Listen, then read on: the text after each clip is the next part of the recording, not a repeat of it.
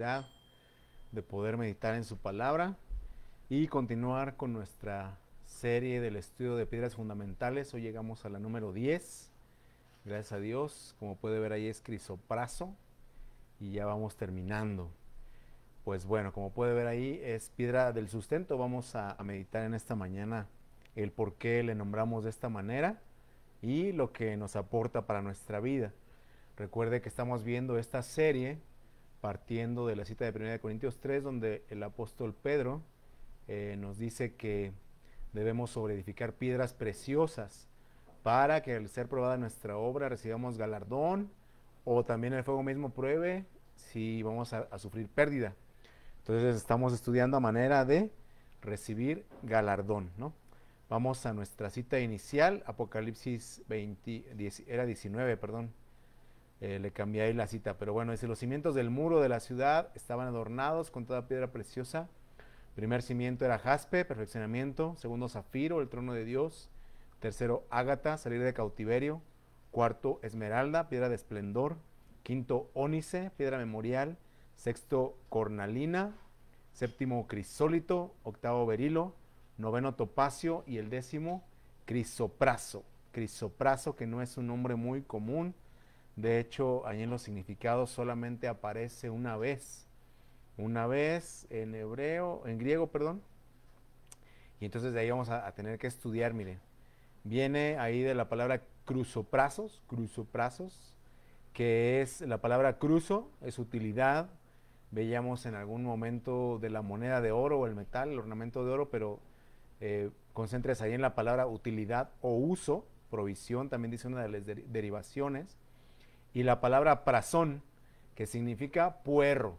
En inglés algo así como leeks, ¿no? Como hojas. Leeks, como un tipo de poro, ¿no? El puerro. Y el color que dice ahí es verde amarillenta, crisopraso, porque cuando busca en el internet normalmente le da otros colores. Entonces hay que enfocarnos en los que marca el concepto. Entonces, como puede ver ahí, es una palabra compuesta: criso, provisión o uso, y prazón, puerro. Mire, si habláramos del puerro en la Biblia, es algo bien interesante, ahorita lo vamos a ver. Pero entonces mire que esta palabra es la palabra hatzir, que significa verdor de un patio, patio como encerrado por una cerca, choza como similarmente rodeado con paredes, atrio, rodear con una estacada, es una separación del campo abierto, y en alguna derivación también trompetear. Entonces, si lo enfocáramos por este lado del uso del puerro, el uso del patio, terminaríamos hablando del atrio, que es un tema por sí mismo, el atrio, porque cuando usted busca en la escritura la palabra atrio o patio, no aparece sino hasta cuando Dios ordena hacer el tabernáculo, hasta ahí aparece la palabra atrio, ¿sí? Y obviamente es una enseñanza por sí misma, porque habla de las estacas, las cuerdas que se usaban, las basas de plata, la tensión, la orientación que tenía, las medidas. Entonces es toda una enseñanza por sí misma el atrio. Y también, si usted sigue las transmisiones, notará que muchos de esos conceptos de verdadero un patio, choza como encerrada y todo, tiene que ver cuando vimos el tema de la hojarasca, heno y hojarasca. Entonces, si quiere analizarlo por ese lado, puede buscar ahí ese video, heno y hojarasca, y ahí puede ver todo lo que implica este tema.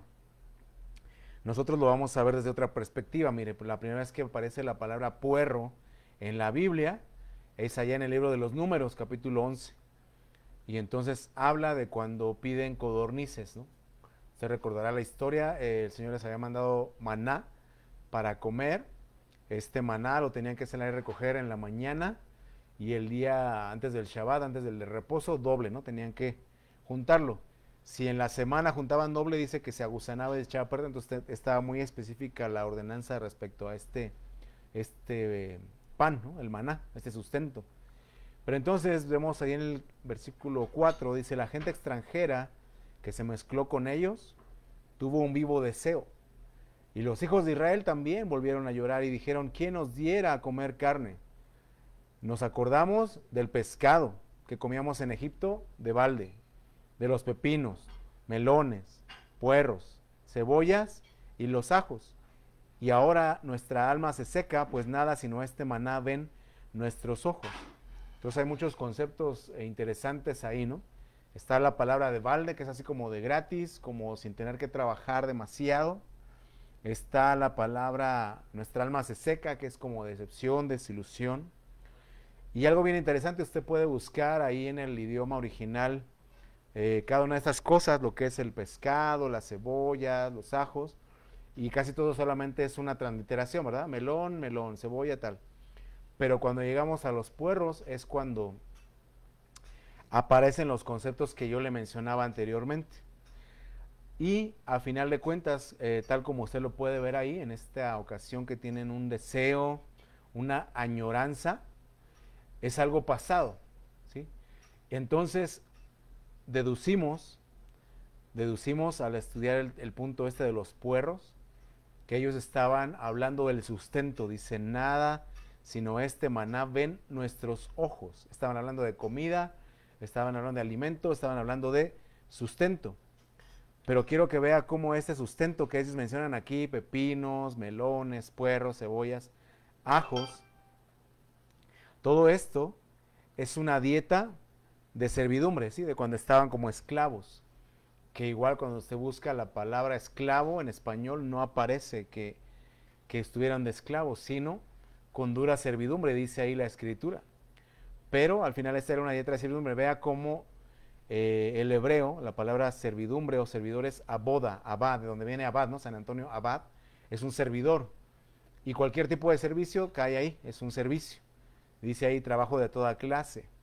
Pero cuando vemos el libro de Éxodo, que dice que Dios descendió a ver porque estaban clamando por la dura servidumbre, encontramos esa palabra dura que significa ásperamente, violento, duro o severo, fatigar.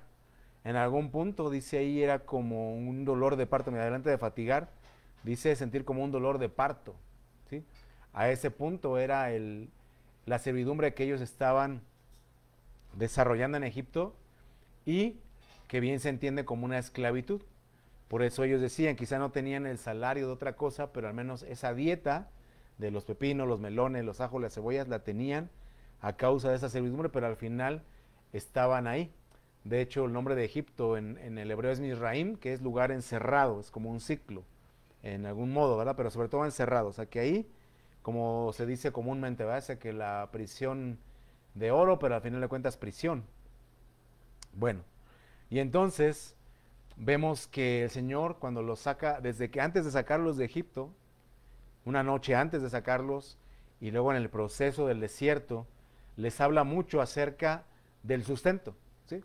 Es algo bien, bien interesante en la Biblia verlo desde este ángulo. Le digo, si usted quiere ver el atrio o quiere ver el heno y la hojarasca, lo puede estudiar en cada uno de los videos correspondientes, pero aquí vamos a trazarlo a través del sustento, mire. En Deuteronomio 8 el Señor les habla a los hijos de Israel, le dice, hablándoles que los ha traído por el desierto, le dice, te afligió, te hizo tener hambre y te sustentó con maná, comida que no conocías tú ni tus padres la habían conocido, para hacerte saber que no solo de pan vivirá el hombre, mas de todo lo que sale de la boca de Jehová vivirá el hombre. ¿Sí? Te hizo tener hambre para hacerte saber que no solo de pan vivirá el hombre, sino de toda palabra que sale de la boca de Dios. Entonces ve que interesante el asunto de la dieta, que así como llega un momento en el desierto que el pueblo de Israel, junto con la mezcolanza con el vulgo, dice ahí, con la muchedumbre, anhelan la dieta de la esclavitud, el Señor les dice, tienes que ver que cuando careces de sustento y tienes hambre, yo te estoy enseñando que no solamente es el sustento en sí, el pan en sí, la comida en sí, la que te sustenta o mantiene de pie, sino que es todo aquello que sale de mi boca. En este caso, vamos a ver más adelante, pueden ser promesas, puede ser un propósito, una función de parte de Dios. Pero luego también vea más adelante en el versículo 11, el Señor les advierte también qué importante esto de la dieta, del sustento. Les dice claramente, dice, cuídate de no olvidarte de Jehová tu Dios para cumplir sus mandamientos, sus decretos, sus estatutos que yo te ordeno hoy. Verso 12. No suceda que comas y te sacies y edifiques buenas casas en que habites, tus vacas, tus ovejas aumenten, la plata y el oro se te multipliquen, y todo lo que tuvieres se aumente, y se enorgullezca tu corazón, y te olvides de Jehová tu Dios, que te sacó de tierra de Egipto, de casa de servidumbre. De lo que le digo, no aparece la palabra esclavitud, sino servidumbre, y entendemos que es dura servidumbre, ¿no? Pero entonces vea cómo yo le subrayé, dice, comas, te sacies y te olvides. Comas, te sacies y te olvides. Muchos de los que venimos de países hispanos o latinoamericanos, pues vamos al día a día, ¿no? Y lo poquito que hay lo hacemos rendir. Y cuando llegamos a un lugar de abundancia, es triste porque entonces uno comienza a desperdiciar, ¿no? Lo que quiero decir es que uno tiene saciedad, ¿no? Cuando no hay, uno cuida hasta lo máximo, no sea comida o aún los recursos que uno pueda tener. Pero también cuando viene una sobreabundancia, entonces uno tristemente se vuelve desperdiciado, ¿no? Le toma un traguito al refresco, lo tira, no le gustó, un día le regalé una pizza a un compañero, la pedí nada más lo que sobró, o sea, pero de ese mismo momento, ni siquiera horas habían pasado, y se la di, la tiró, le digo, ¿y por qué la tiraste? Dice, pues es que no me gusta la pizza fría. Prefirió pasar hambre, ¿no? Así somos.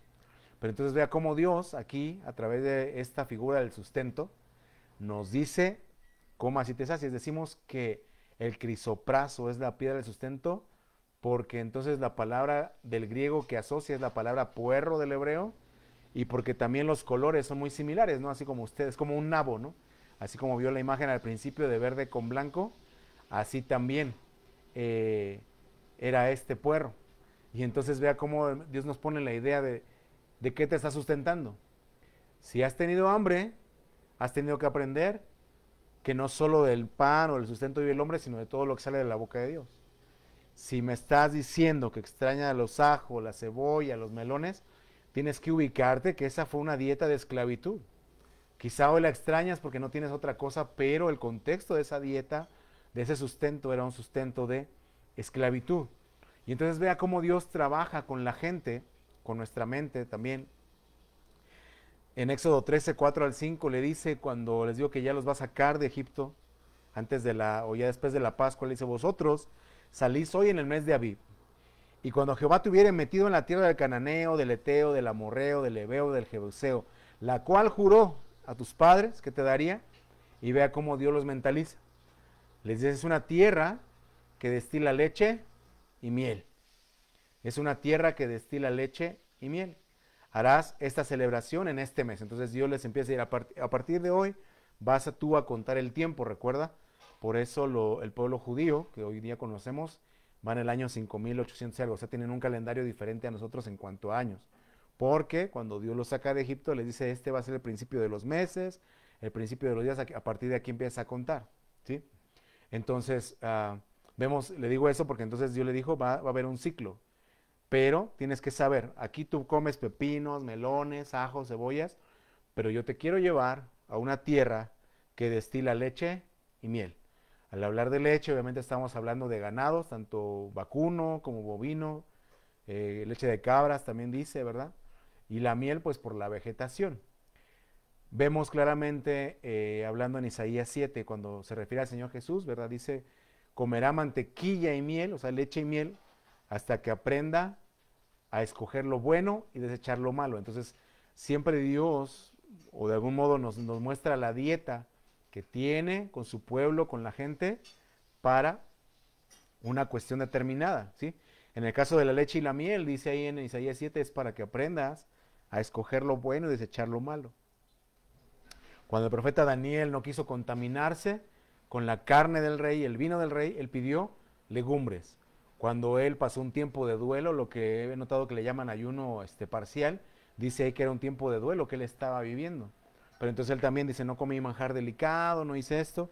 Son cosas que esa dieta nos habla del proceso que estaban viviendo, pero también de algún modo el fin que querían alcanzar al llevar esa dieta, ¿sí? Bueno, entonces vea cómo Dios los trabaja, ¿no? Dice, pepinos, ajos, cebollas, dieta de esclavitud. Leche y miel es una tierra de promesas. A través del sustento yo te indico que eso es un sustento de una tierra prometida, de Canaán.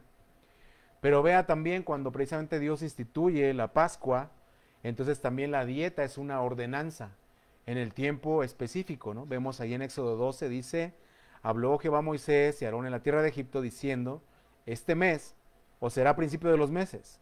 Para vosotros será este el primero de los meses del año. Hablad a toda la congregación de Israel diciendo, en el 10 de este mes tómese cada uno un cordero, según las familias de los padres, un cordero por familia, ¿no? Y le pongo ordenanza porque entonces ahí venía toda una ordenanza, lo apartaba en el día 10, tenía que tener un año el corderito, el día 14 entre las 2 tardes lo tenían que sacrificar, lo tenían que asar al fuego, no tenían que quebrar ningún hueso suyo, no tenía que quedar nada hasta la mañana, tenían que agregar o comerlo con hierbas amargas, y todo ese tipo de cosas el Señor las instituyó así muy muy claramente. De hecho, ya se viene lo que es la temporada de Cuaresma en México o de Pascua que dicen aquí. Aquí le llaman Easter, ¿no?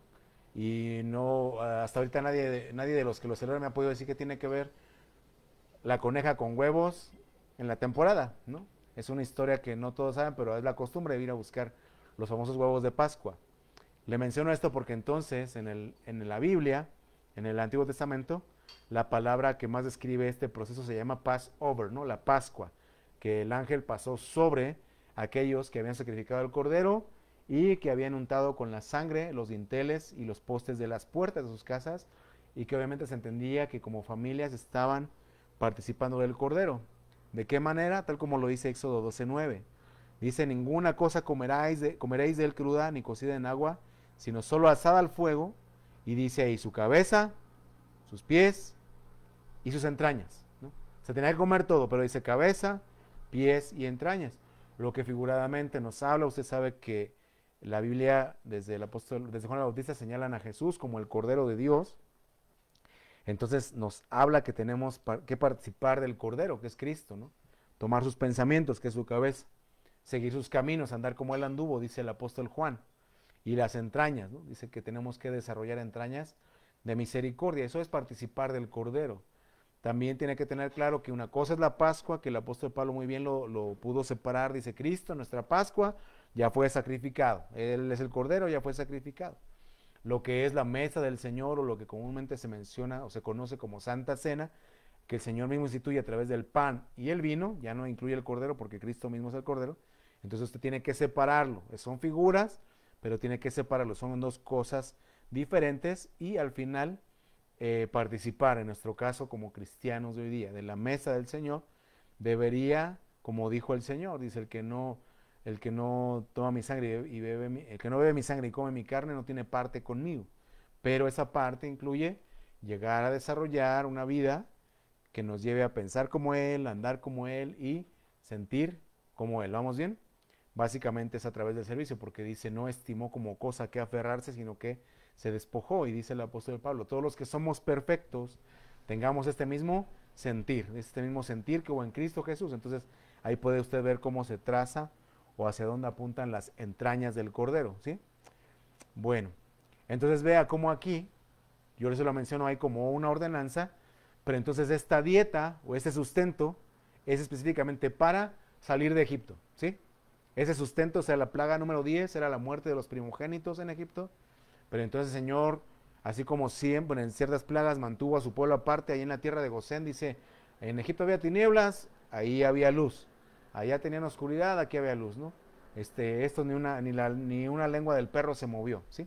El Señor hace diferencia entre egipcios e israelitas, entre los que lo temen a Dios y los que no temen a Dios. Cuando el Señor enviaba en esas plagas, ¿verdad?, el anuncio de aparten sus ganados del campo porque va a venir granizo, dice que hubo egipcios que sí temieron la palabra y no tuvieron pérdida, pero hubo otros que dijeron, ay, pues ese es el Dios de los cristianos, bueno, el Dios de los hebreos, ¿no? Y sufrieron pérdida porque llegó el granizo.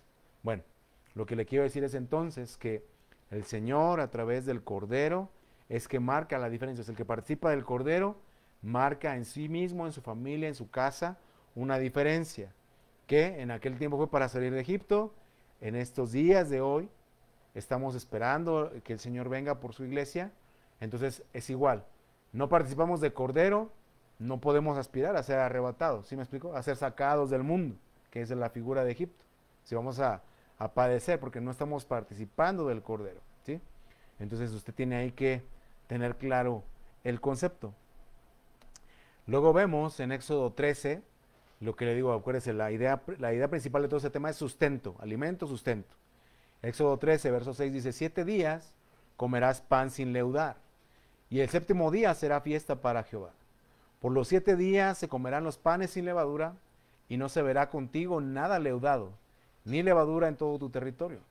Y lo contarás en aquel día a tu hijo diciendo, cuando tu hijo te pregunte, papá, ¿por qué en esta temporada del año comemos pan sin levadura? Tú le dirás, se hace esto con motivo de lo que Jehová hizo conmigo cuando me sacó de Egipto. ¿Sí? O sea, después de la Pascua tenían que participar de la fiesta de los panes, 7 días comer panes sin levadura. El día de hoy se sigue haciendo que en esos días, el que es judío de nacimiento, a los niños les dan premios o recompensas por sacar la levadura, esconden levadura y los niños la tienen que sacar, que como usted sabe simboliza o representa el pecado, ¿no? Aquello dice que poca levadura leuda toda la masa, es así como esa naturaleza humana. Entonces no se tiene que participar de ningún tipo de pan leudado o de levadura, pero vea cómo al final a través del pan, el pan físico, el Señor está enseñando que, así como dice, quiero que le digas a tu hijo, cuando te pregunte, porque le vas a decir, yo como pan sin leudar porque esto mismo hizo Jehová conmigo cuando me sacó de Egipto. Recuerde que en ese día, esa noche, dice que incluso llevaron las masas encima, eran líderes, movían las masas, porque no hubo tiempo, o sea, era así apresurado. Dice, vas a comer la Pascua, vas a ponerlo ceñido tus lomos, va a estar fajado, vas a tener tu bordón en tu mano, o sea, listo para salir, ¿no? Y entonces no hubo tiempo para que la masa fermentara, ¿sí? Entonces, eso quiere decir que estás listo, que estás preparado.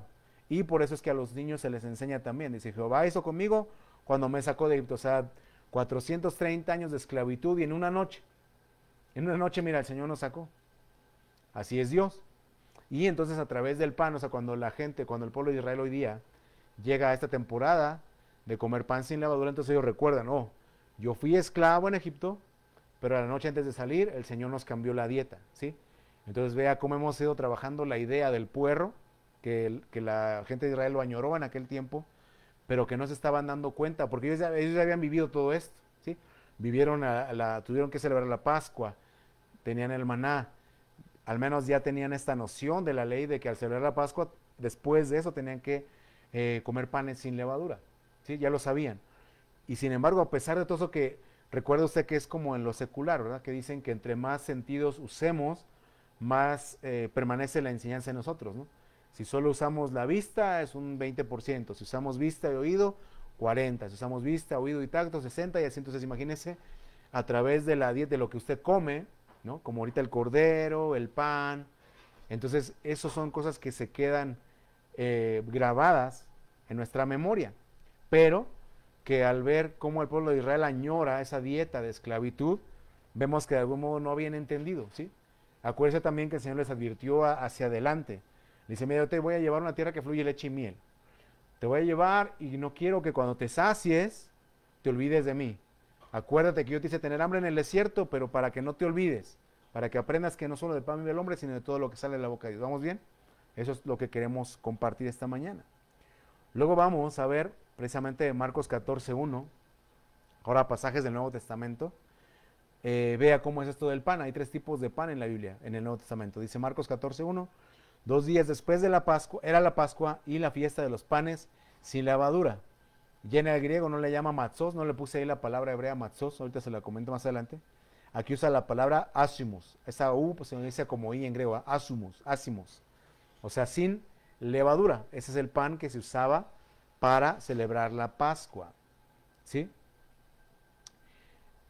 Más adelante vemos que cuando el Señor instituye la cena, usa un pan hartos, ¿no? Usa un pan diferente. Entonces, lo cual quiere decir que para nosotros como gentiles, ya no precisamente es que tengamos que hacerlo así. Obviamente sé que muchos lo guardamos así porque se entiende que no había levadura en todo el territorio, lo seguimos como una tradición, pero ya nos da esa libertad. También solo se lo comento porque ahí está la traducción original, ¿verdad? Luego fíjese, entonces hablando de la levadura, dice, ok, ¿qué tengo que hacer? Bueno, dice ahí no queremos que haya levadura, dice Dios, no quiero que haya levadura en todo el territorio. 1 Corintios 5, dice, no es buena vuestra jactancia. ¿No sabes que un poco de levadura leuda toda la masa? Limpiaos pues de la vieja levadura para que seáis nueva masa, sin levadura como sois. Porque nuestra Pascua, que es Cristo, ya fue sacrificada por nosotros. Lo que digo, el apóstol Pablo logra separar lo que es la Pascua